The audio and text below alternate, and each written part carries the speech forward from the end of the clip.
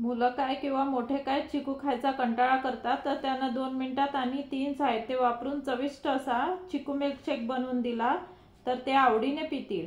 चिकूमध्ये भरपूर मात्रामध्ये विटॅमिन्स असल्याने ते आपल्या आरोग्यासाठी खूप उपयुक्त आहे। चला तर मग आता चिकू मिल्कशेक बनवूया।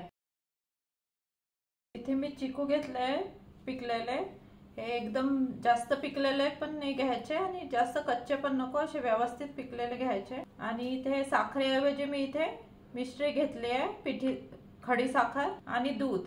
दूध हे थंड फ्रीजचं आणि फुल क्रीम मिल्क घ्यायचं, त्याच्यामुळे चिकू शेक एकदम क्रीमी क्रीमी होतं। आता हे चिकूचे अशा प्रकारे साल काढून घ्यायचे, पूर्ण लवकर निघतात असे पिलरने काढले तर।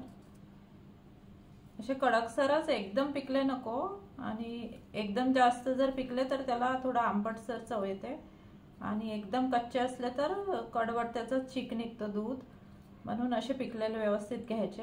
हे बघा चिकूचे साल काढून घेतले मी सगळे। आता आपल्याला एका चिकूचे असे 2 पार्ट करायचे आणि पुन्हा असे। मग हे बघा आपल्या मध्ये बी असते, बी आणि हा व्हाईट भाग असते तो काढून घ्यायचा। अशा प्रकारे आपले 4 चिकू कापून घेऊया।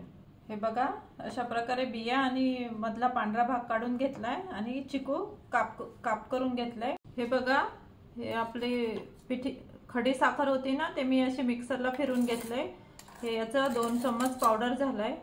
चिकू गोड असतात त्याच्यामुळे आपल्याला जास्त साखर नाही घ्यायची। आणि आता हे चिकू जे कापून घेतले ते घालते मिक्सरला। खडे साखर घेतल्याने आपला चिकू शेक अजून हेल्दी बनतो। आता इथे मी 1 वाटी दूध घातलंय आणि आता हे चांगलं मिक्सरला फिरवून घ्यायचं। हे बघा आपला चिकू शेक तयार आहे, एकदम क्रीमी आणि छान दाटसर झालाय। यासाठी एकदम फ्रीजचं दूध घ्यायचं आणि फुल क्रीम मिल्क घेतलं तर एकदम क्रीमी टेक्स्चर येतं।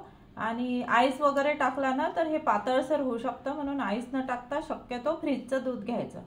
चला तर आता थंड थंड चिकू शेक सर्व करूया। हे बघा आपला आता चिकू शेक तयार झालाय।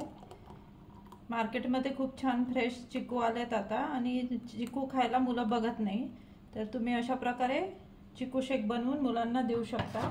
एकदम हेल्दी आहे हा। आपण उन्हाळ्यात वेगवेगळे मिल्क शेक्स बनवतो, यावेळी या चिकू मिल्क शेकची रेसिपी नक्की करून बघा। आवडल्यास लाईक करा, शेअर करा आणि चॅनलला सबस्क्राइब केलं नसेल तर सबस्क्राइब करा। पुन्हा अशीच एक नवीन रेसिपी घेऊन भेटूया पुढल्या आठवड्यात। धन्यवाद।